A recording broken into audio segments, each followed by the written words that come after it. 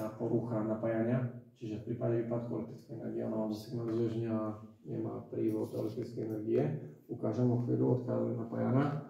Máte to aj tu poznačené, hej, že z toho rozvádzača RH je to prúdový kránič FK6. Je tam aj označené na lepko EPS nevypínať. Čiže ústredňa je vybavená akumulátormi, tej spodnej časti ste mohli vidieť. Tie akumulátory zabezpečujú v podstate pohotovostný chod minimálne 24 hodín. A akcie je schopná ešte musí byť pol hodiny. Ja som teraz aj meral zaťažovým merákom, tie baterky sú fakt že v pohode, takže ak by bol nejaký problém, potom riešim ako zavážu a dám na informáciu a potom sa rieši nejaký servis. Čiže v podstate zadýmením toho hlasiča nám príde informácia na ústredňu.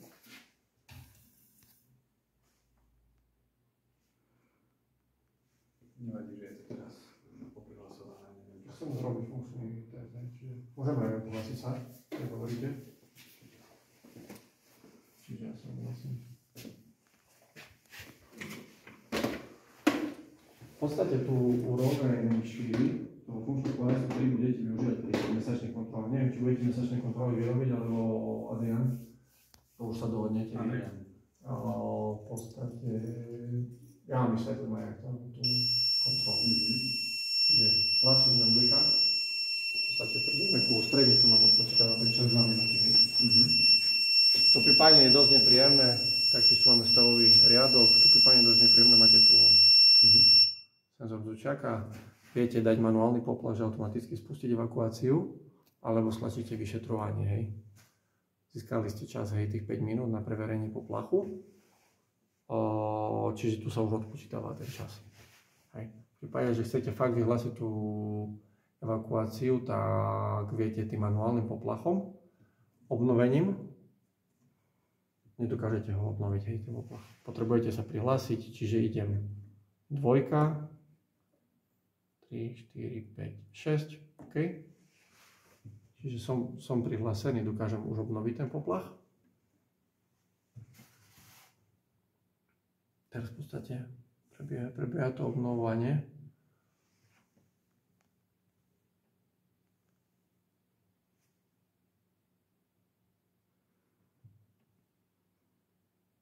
Asi nám stále bliká, čiže ten požiar príde znova. Hej. Čiže on ešte stále vyhodnotil, že je požiar. On si nechá teraz čas. To do nejakých 100 sekúnd musí, hej, on už doblikal tam len, že nepríde už na znova poplach. Tak jemne som len nasprejoval toho dymu.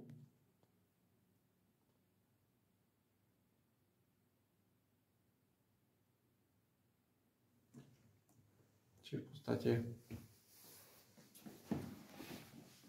takýmto spôsobom dokážete resetovať ten poplach.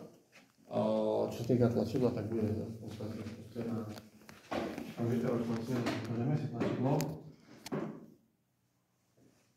Nemusíte rozbíjať kľúčko. Máme tu kľúčik, hej. Že prišiel znova poplach, hej. Do 100 sekúnd. Teraz ak nezadám to vyšetrovanie, spustí sa nám tá evakuácia, čiže môžeme počkať. Ale poďme aj po tomu tlačidlu, že som ukázal tlačidlo a aj k tomu rozhľadaču. Ale by ste tu mať kde rozhľadačový kľúč, neviem, či nie v tej skrinke. Ale ja mám to vlastne. Mám páči zohli rozhľadač, jak ho tu sa snažili narvať.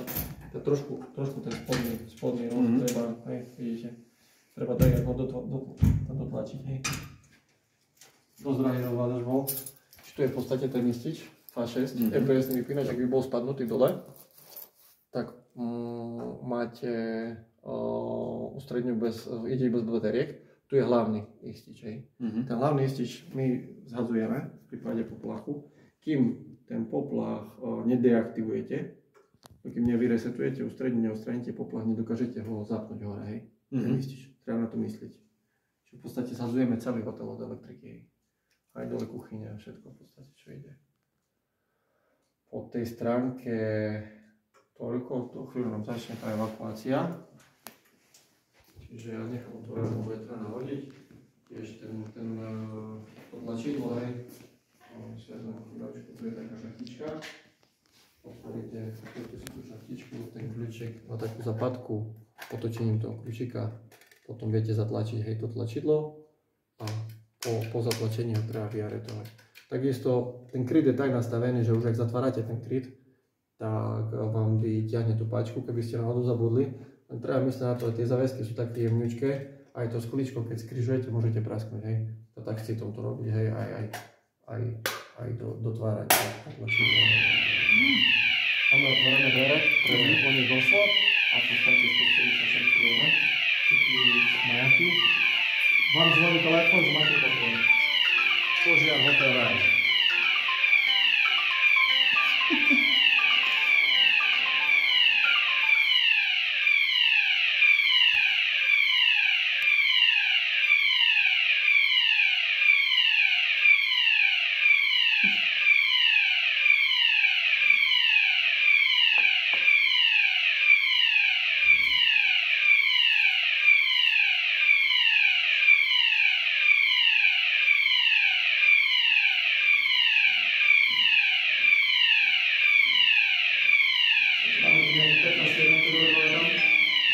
Do 2 minút sa vedia odtekať.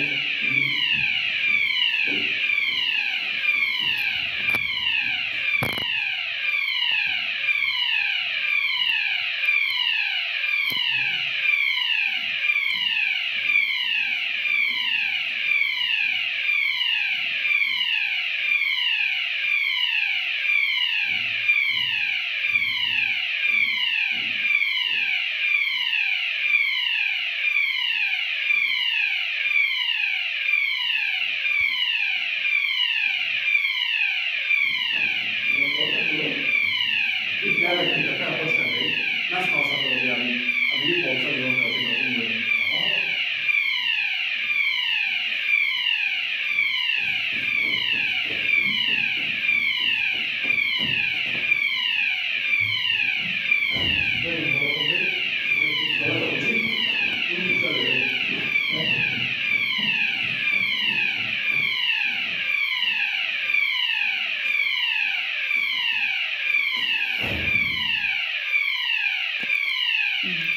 Už nepočujem nič teraz. To sa nedá nepočuť. Dobre. 5 minút. 5 minút bude húkať?